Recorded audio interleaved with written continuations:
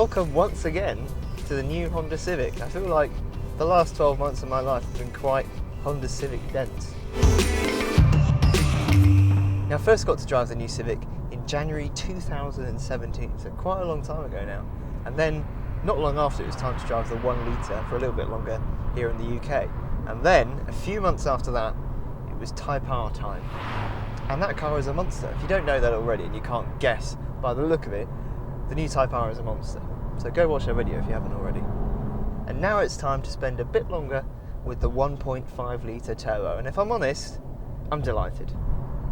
I've driven a lot of cars over the last 12 months, but in all honesty, I think this is probably one of the best all-rounders, both in terms of the more boring, slightly normal stuff like space, practicality, equipment, but mainly because gearbox, steering, suspension, engine, they're all really good.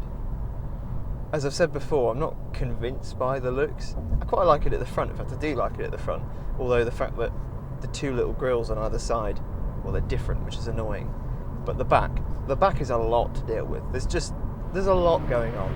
But actually in this colour, it's called Sonic Grey. It's the only option on this car and it's £525, and with the twin exhaust pipes at the back. Yeah, it's tip top actually, I quite like it. As for the interior, I think the navigation display looks pretty old and I'm not a big fan of these buttons, but to be honest, if that's all I can complain about, it's alright. Everything else in here I actually quite like. And even the carbon fibre, the fake carbon fibre, normally I hate it. I think it looks tacky and awful and I just don't like it, but in here I think it's alright. The driving position is spot on. You sit really low down, actually you sit about 3 centimetres lower than you did in the old Civic. The steering wheel just feels nice in your hand, and when you shut the door, it just feels like it's been built and put together well. And so what? It's got a cloth interior. It doesn't bother me one bit. Oh, and the heated seats, heated wing mirrors and heated screen work very, very quickly, which is excellent, frankly, because for the last week or so it's been polar outside. Anyway, to this engine, a lot of people have said the 1 litre is the really impressive engine. That's the one to go for, and I get that. It's an amazing engine. Some of the technical advances and the things that Honda have done to make that 3-cylinder as good as it is are hugely impressive. But for me, this 1.5 litre, this is the one to have, in my opinion. It's a 1.5 litre turbocharged 4-cylinder. It's got 180 brake horsepower at 5,500 RPM and 177 foot-pounds of torque between 1,900 RPM and 5,000 RPM. 0 to 62 takes 8.2 seconds and the top speed is 137 miles an hour. And I know from experience, from having driven a 1.5 litre on the Autobahn, that it will do 137 miles an hour, quite happily. That is absolutely... I think it sounds a little bit strained, above 5,000, 5,500 RPM.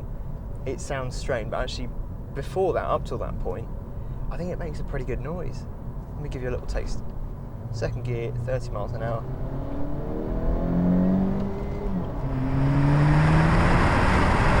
And also because it's turbocharged, when you put your foot down third gear, like now,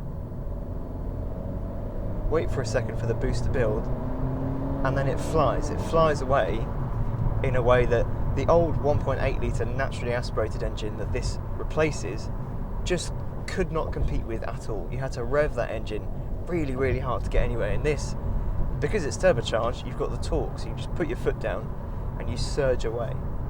It's no Type R, but it still performs well.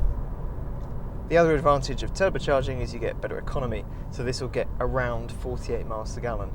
I've averaged 40 miles per gallon over the time I've had it, but I haven't really been driving for economy. And if you're that bothered about economy, you'll go for the 1 litre anyway. What else do you need to know about the new Civic? Well, a lot of it I've already covered in the other videos I've made, so if you haven't seen those, go and watch them. The chassis is lighter, longer, wider and stiffer than it has been before, and also the whole car in general sits 20mm lower than it used to. And the centre of gravity is lower as well. The chassis is just better, let's put it that way, it's just better. The suspension has been given a complete overhaul.